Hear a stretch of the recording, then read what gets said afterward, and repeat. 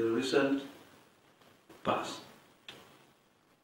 As you are aware, from January to September, we have been able to intercept 2,671 pump-action rifles between Apapa Port and Tinkanada.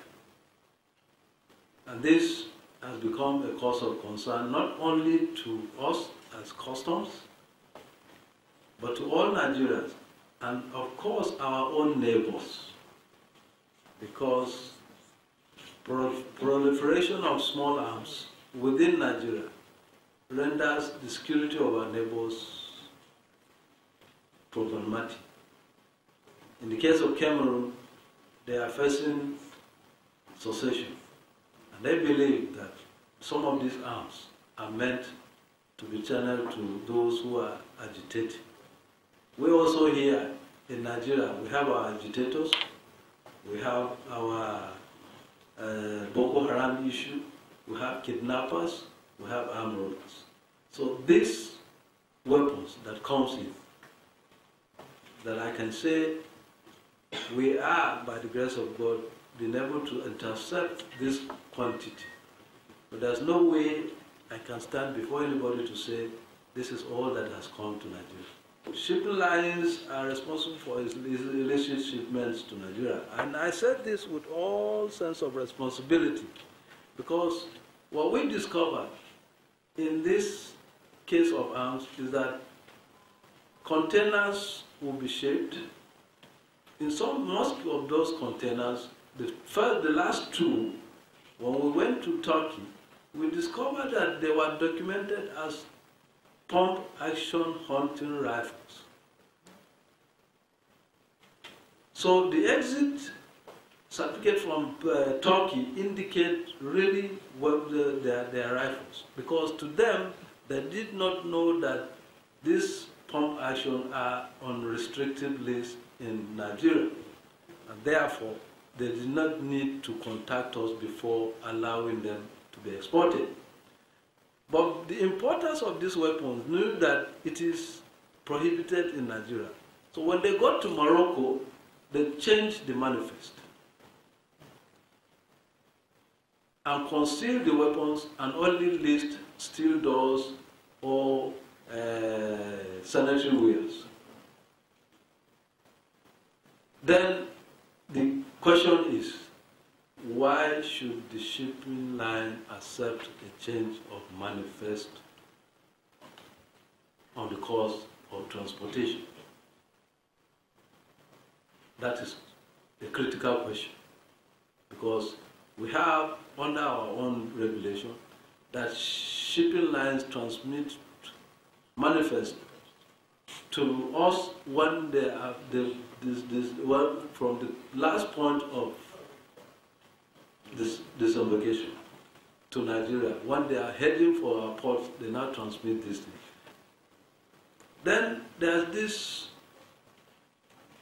manifest that we also come across, that you said shippers will pick up containers and then the statement will be said to contain.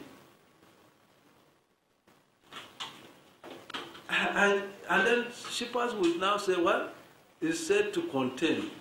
For God's sake, if I put bombs in container and I said to contain steel doors, would you want to carry them on your ship?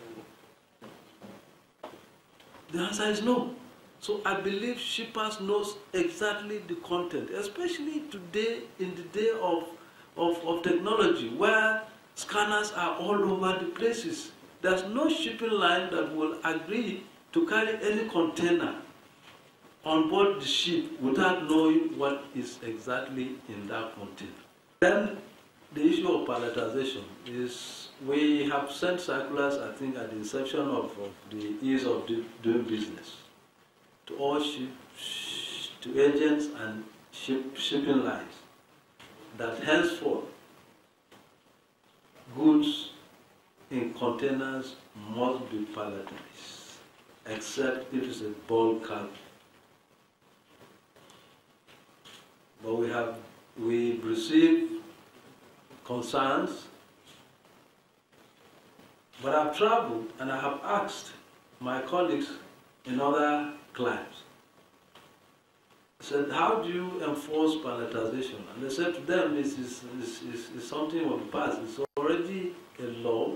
You don't carry anything to Japan and not palletize it. In fact, the container will not even be dropped on their soil. Then why do we allow ships to carry containers and then you just dump everything? One part of engine, another part of shock absorber, another part of spare tire, and then you dump everything in the container. And when we come to inspect that type of thing, bringing it out is a problem. And we want to ease the process of clearance. If you don't assist us, there's no way we will know a 40-foot container. If we suspect there are illicit things, we must bring down everything. And that is about 24 hours job.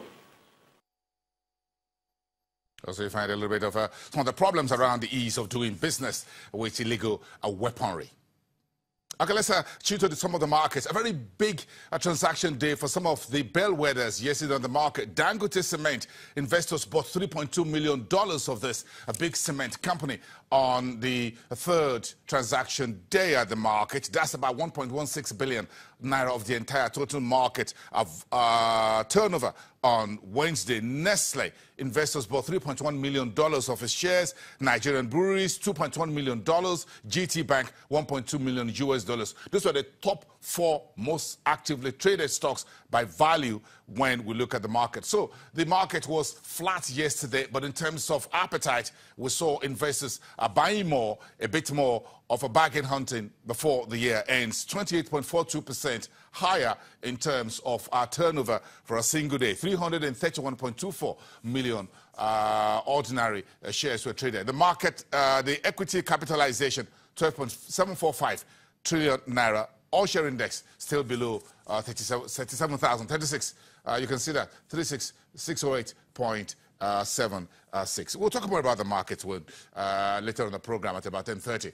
Stick around. Let's come back to you and look at the some of the burning issues the commodities market. Tomorrow is called the Black Friday, when you go online and do all kind of shopping. But do you have that in Nigeria? It's not going to be a white day or Black Friday.